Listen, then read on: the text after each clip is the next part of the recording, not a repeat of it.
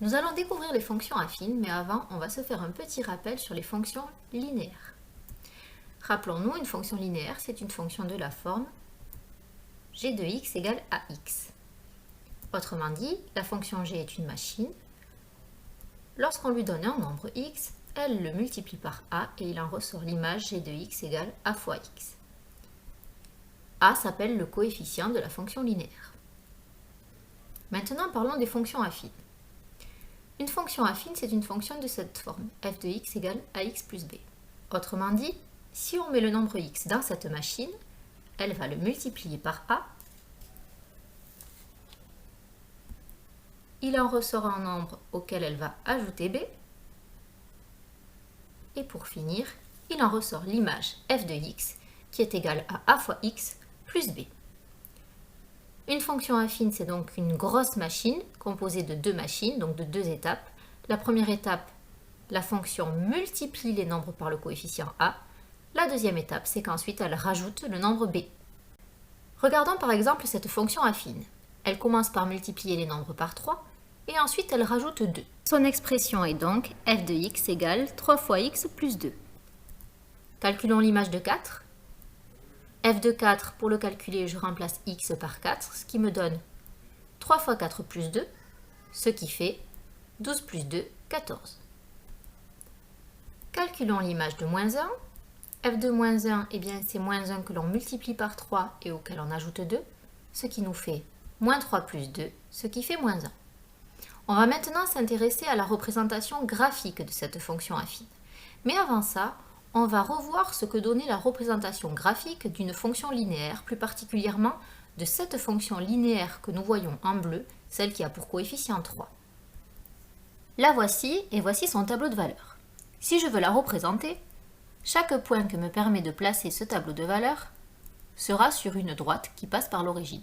C'est logique puisque mon tableau est un tableau de proportionnalité dont le coefficient est 3. Et on sait que les situations de proportionnalité sont représentées par des droites qui passent par l'origine.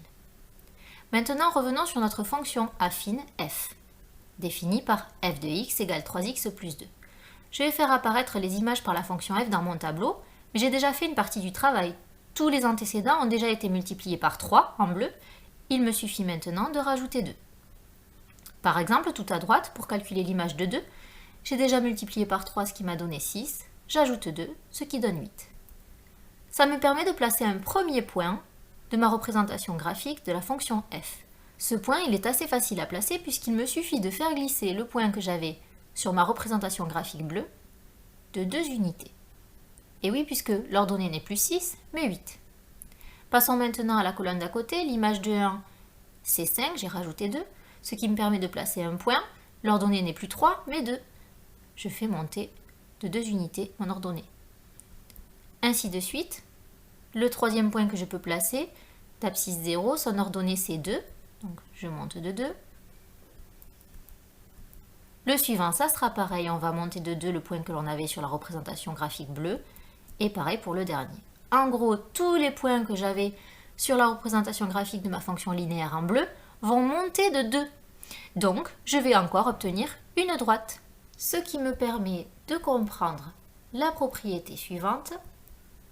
La représentation graphique d'une fonction affine est une droite. On va aussi voir une autre propriété, mais avant ça, on va repartir sur notre fonction linéaire. L'image de 0 par une fonction linéaire, c'est toujours 0, ce qui est logique puisque l'image de 0, c'est 0 multiplié par le coefficient, ici par 3, ce qui donnera toujours 0. Voilà pourquoi la représentation d'une fonction linéaire passe par l'origine. Maintenant, reprenons notre fonction affine, f de x égale 3x plus 2, avec le tableau et sa représentation. L'image de 0, ce n'est plus 0, j'ai rajouté 2. L'image de 0, c'est 2. Ce qui me donne ce point sur le graphique. Autrement dit, ce point, c'est l'endroit où ma droite va couper l'axe des ordonnées. Et ma droite coupe l'axe des ordonnées en 2. Le 2, le voici dans l'expression f de x égale 3x plus 2. C'est ce qu'on appelle l'ordonnée à l'origine. Faisons un petit récapitulatif de ce que nous avons appris sur les fonctions affines.